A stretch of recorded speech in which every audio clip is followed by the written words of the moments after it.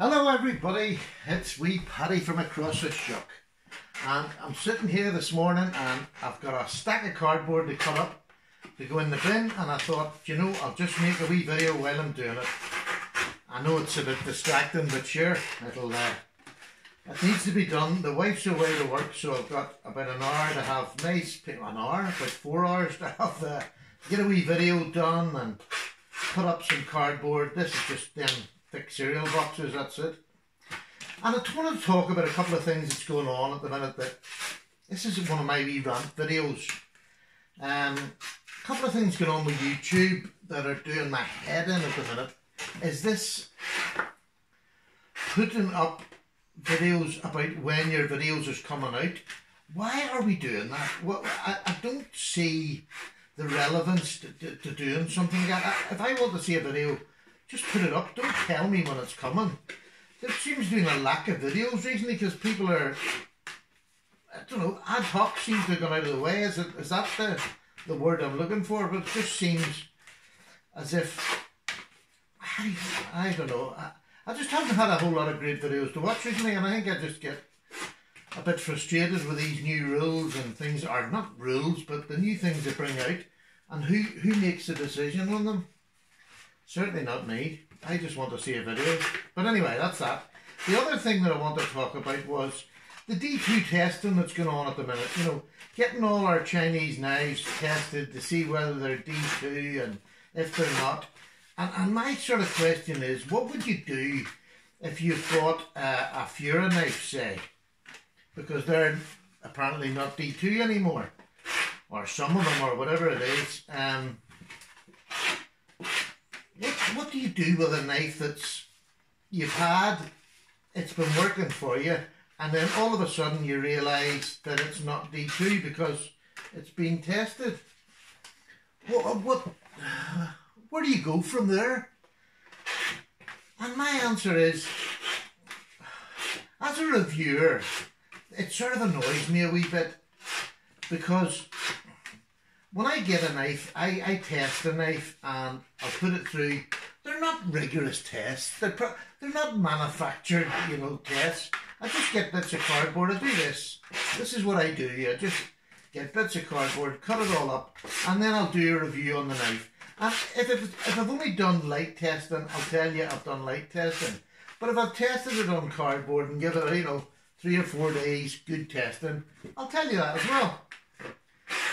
That to me is what I'm here for. The fact that the knife that I have said that is a good wee knife for the price, because most of my knives and the Chinese D2 are very budget. So, what I'm sort of thinking is that, are we becoming redundant as reviewers then? Is it all going to be, right, we'll get the knife tested first, then we'll review it? Because to me that's an awful lot of work for, you know, a $10 to $30 knife. Is it really worth all that? I'm telling you, this is proper cardboard. But you see them cornflake boxes and things like that, the cereal boxes. It mightn't be as thick as some of the cardboard, but there's an awful lot of glue sort of in the box material or in the paper that goes into them.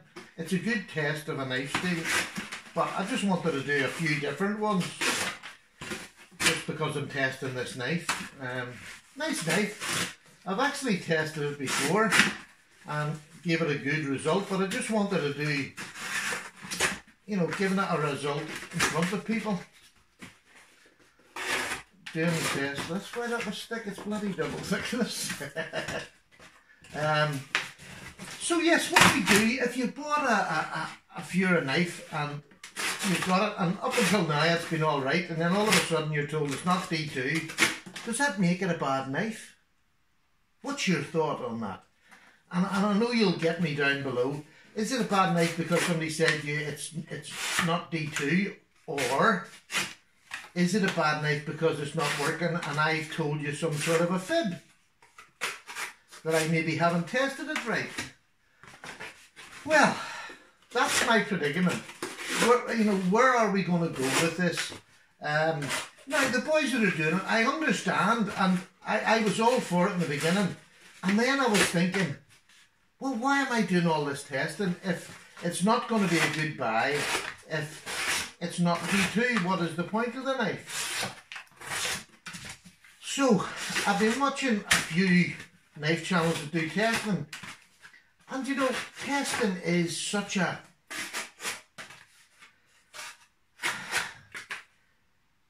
Testing with a machine that says it's not D2, it doesn't conform to what D2 is, doesn't tell you that it's a bad knife.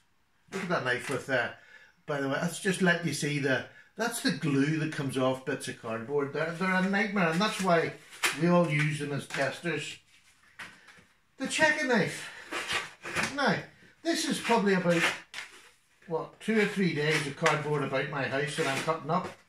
So, I'm basically doing 2 or 3 days work with this knife that I wouldn't normally do.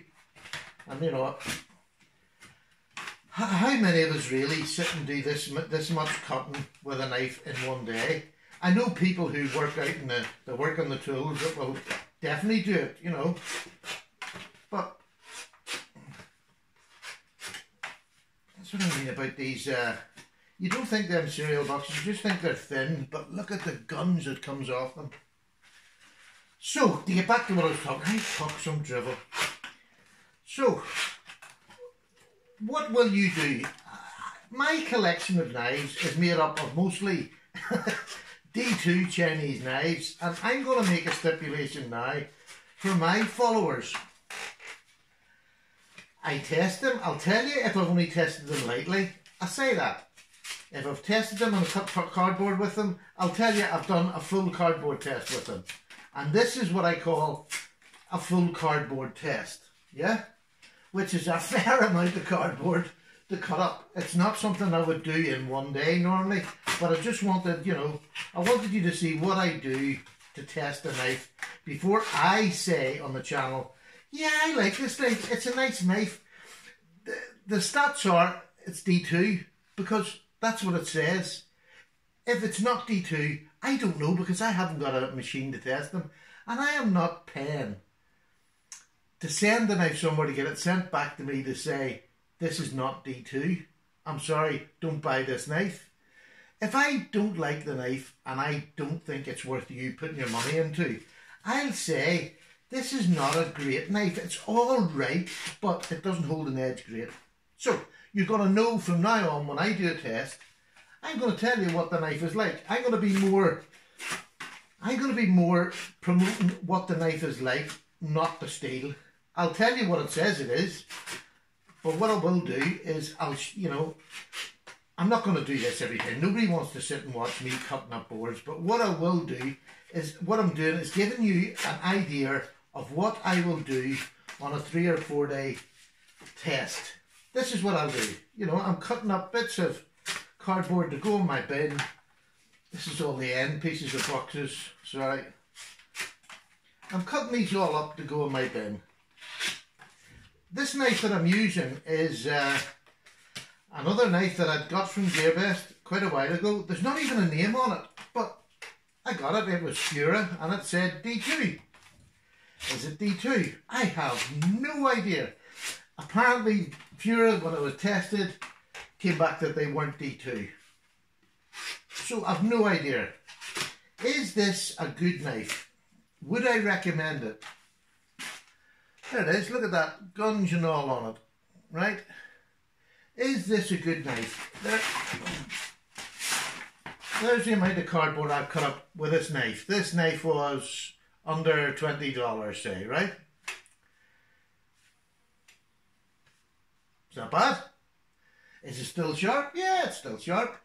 What'll it cut? Let me, in fact, I'm just going to pause you and I'll get you a wee bit of telephone paper. In fact, here. I've got a wee bit of paper over at the back here.